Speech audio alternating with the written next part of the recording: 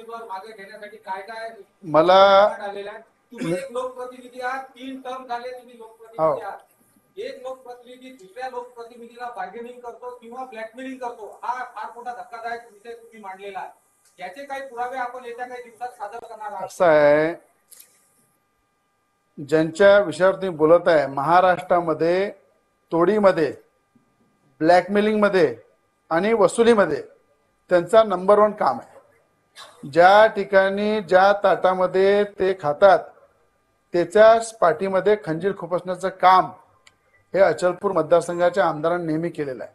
जो चेहरा आपल्याला दिसते तो चेहरा नाही आहे, तो चेहरा फक्त पडद्यावर जसा दिसते तसा आहे, पण अंदरचा जो चेहरा आहे कपट आणि छल आणि सगळ्या गोष्टीमध्ये जेव्हा मी म्हटलं होतं बाप बडा ना भैया सबसे बडा रुपया, जेव्हा त्यांची झोंबली होती की खोक्याचं राजकारण कसं झालं, एका मागच्या सरकारमध्ये राहून मंत्रिपद भोगून तिथून बाहेर पडणे खोक्यासाठी आणि आज पुन्हा त्यांचं महायुतीला ब्लॅकमेल करणं चालू आहे की मला 20 सीटा लढवायच्या आहे.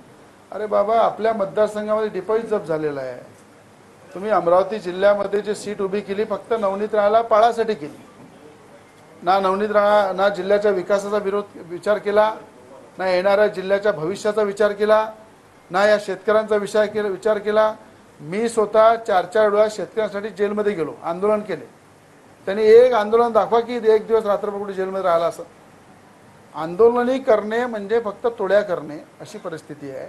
म्हणून माझं म्हणणं असं आहे की या सगळ्या तोडीबाजाचा हिशोब अचलपूर मतदारसंघातली जनता हे येणाऱ्या विधानसभामध्ये दाखवेल आणि आत्मपरीक्षण केलं पाहिजे की निवडणुकीमध्ये उमेदवार उभा केल्यानंतर त्याचं डिपॉझिट जप्त होते आणि स्वतःच्या मतदारसंघामध्ये डिपॉझिट जप्त होते आणि फक्त खेडी कशी करायची, तर कुणाला पाळासाठी काही ब्लॅकमेल करता येईल काय, काही वसुली होता येईल का, अशा प्रकारचं प्रत्येकाचा हिशोब हे अचलपूर मतदारसंघाची जनता विचारेल आणि वेळोवेळी त्या मतदारसंघामध्ये प्रत्येक हिशोब कसा विचारायचा आणि कशा प्रकारे ब्लॅकमेल केलं त्याचा पूर्ण पर्दाफाश मी करणार.